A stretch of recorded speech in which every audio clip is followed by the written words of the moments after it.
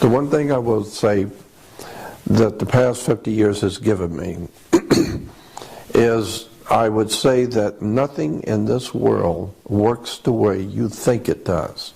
Nothing.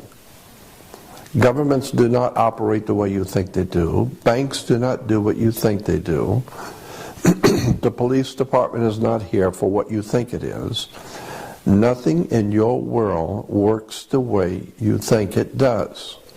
There's a far higher, bigger picture going on the earth for at least 7,000 years of human history that we modern day people really just don't relate to.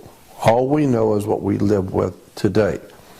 But never suspecting that the institutions of power, banking, education, the military-industrial complex of the world has taken hundreds of years to develop.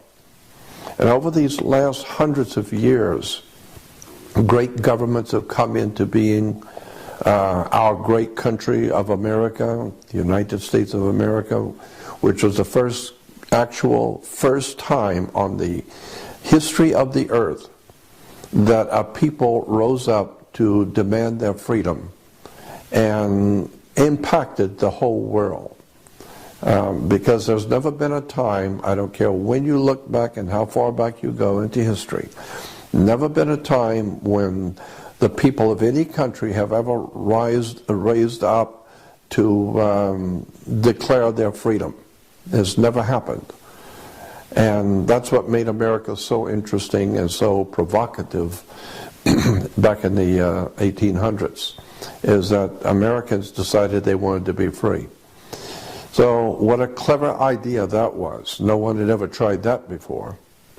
And of course, when you are a slave, and you are considered to be a slave, when you declare yourself to be free, you're going to make some enemies. And you're going to terrorize your masters who thought they owned you. So now you're going to be a terrorist. And now they see that the slaves are deciding to revolt and don't want to be owned anymore, and they want to be free, and so there was a war. We call it the Revolutionary War, in which Americans decided they wanted to be free, and they wanted to be free at any cost.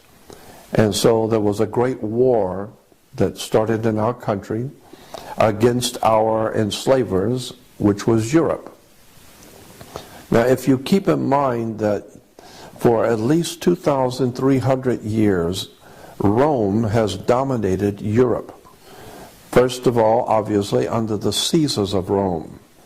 And when the Caesars Rome fell at about the 5th century AD, a new power rose in Rome called the Vatican.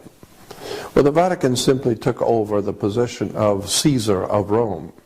And so today the papacy or the Pope is still basically Caesar in Rome.